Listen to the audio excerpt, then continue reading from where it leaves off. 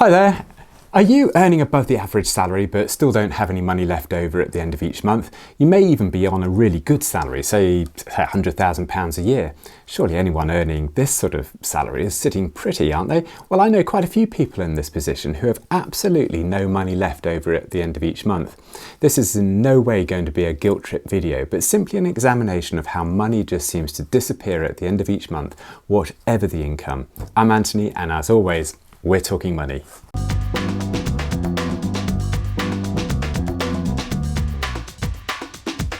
Okay, it really doesn't matter what you're earning. A Sports Illustrated article reported that 78% of NFL players and 60% of NBA players in America, they're basically football players or basketball players, who earn not just $100,000 but quite often millions of dollars a year, face serious financial hardship after retirement. And an incredible 1 in 6 of them filed for bankruptcy within 12 years of retiring. That really is quite astonishing to think that millions can be earned in the first place, but even more shocking that this can all be spent. Now, when I say it doesn't really matter what you earn, it's because of a slightly adapted law of Northcote Parkinson, who was a first-rate 1950s economist. Now, just before I go on, you really should read Parkinsons Law. They should be taught in schools, to be honest. But anyway, he originally said that work expands to the time available, i.e. if you've got a job to do and you've got all day to do it, then that job is likely to take all day to complete. If you have the same job to do in half the time, the job gets done in half the time. That's why if you want something done quickly, you should ask a busy person to do it. Anyway, I digress a little bit, but apply Parkinson's law to money, and it can be said that expenditure increases to the income available, meaning that the percentage of income saved doesn't necessarily increase with income. In the UK, we have a strange association with social standing or pride with earnings or salary. There's a desire to earn more money, not just because we can afford to buy more things, but because a high salary means that we're in some way better than someone else earning less. This is just human nature, and you can substitute earnings with size of house, type of car, clothes that we wear, etc., etc. So let's take the income of £100,000 that's roughly 4 times the average income and puts that person in the top 2% of earners. I'm choosing £100,000 as an example because by any standards this is a really good salary in the UK. It would be the earnings by somebody like an NHS surgeon. In fact, they may earn a little bit more, but some top head teachers, pilots, company directors, etc. Now, I'm assuming this fictitious person is auto-enrolled in a pension deducted at source and pays in 5%. And I'm also assuming the standard personal allowance tax code. I choose these figures because it very neatly comes out to a net take-home income of £5,500 a month. I'm also assuming that there may be a couple of children to look after, which isn't too unrealistic for many people earning £100,000. So if you have an income, a take-home income of £5,500, in theory, you should be laughing, but where can all this disappear? According to the excellent site Nimblefins, who breaks down expenditure statistics, about 1/3 of income goes on rent or mortgage, about 14% on transport, about 11% on food, and about 8% on eating out and alcohol. So let's see if this is realistic for our £100,000 earner.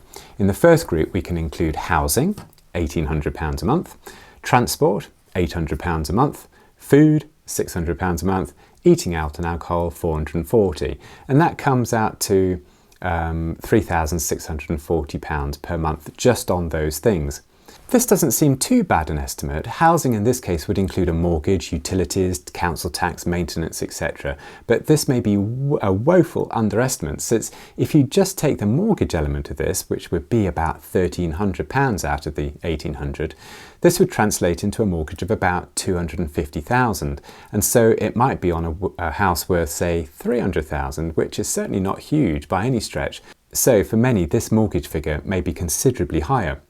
Transport would include running a car or transport to work, and food in this case is the supermarket shop, which translates to about £125 a week, which seems about average, and about £100 a week on pubs, restaurants and alcohol.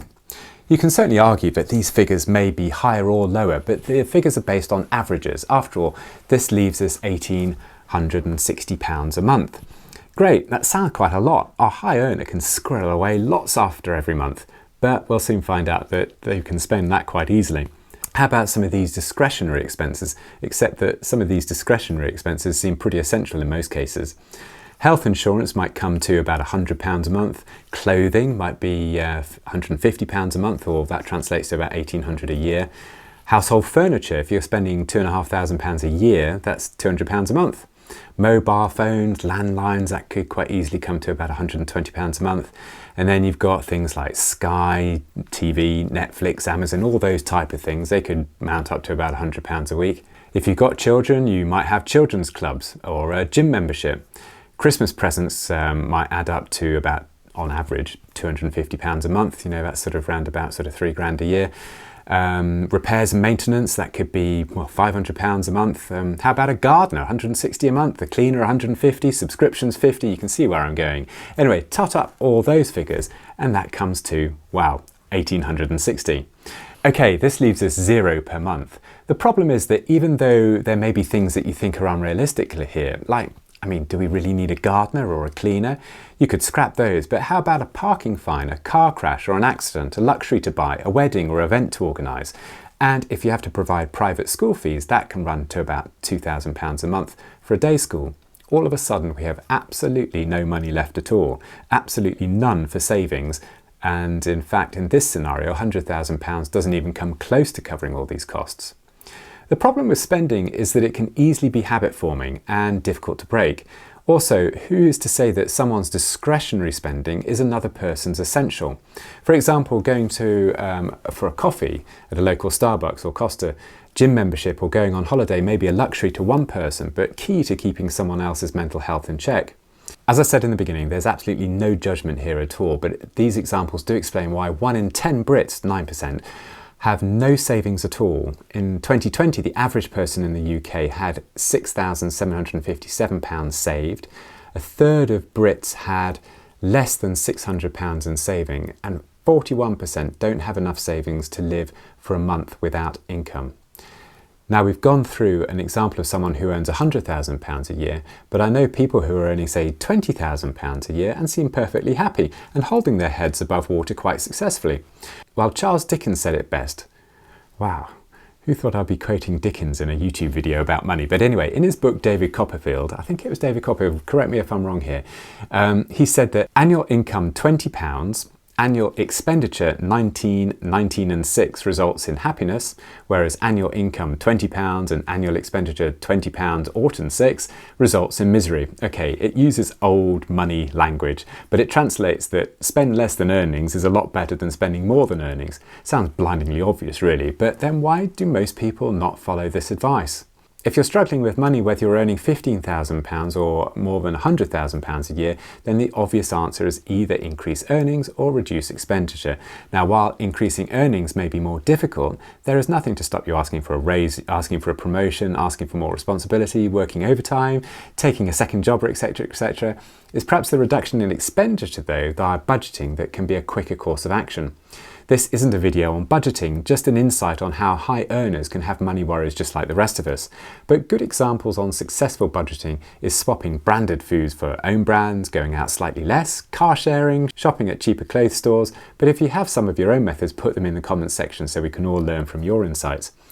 However, one of the biggest expenses from most people's income is tax. Now, without bringing morals into the question, if you earn money outside a salary income, then a very large part of your outgoings simply disappear. There are several ways of doing this, but tax law is complicated, so take some advice. But we run our business as a limited company, run legitimate expenses through the business, and even put some of our house expenditure through the business as we work from home. Capital gains has also its own allowance, currently at £12,000 a year in addition to income, so that's always good to take advantage of too. And at the end of the day, whether you're earning £10,000, £50,000, £100,000 or even £1 million a year, it's easy to spend what we haven't got. Trimming the budget is difficult, so if you're in trouble at the moment, then swallow your pride and seek advice. As Dickens said, happiness lies in spending a fraction less of what you earn. Anyway, I hope you enjoyed this video. It's a little bit different from our normal investing videos. If you have, then hit that like button and subscribe if you haven't done so already. I'll catch you in the next video, but I'm Anthony, and as always, we're talking money, but bye for now.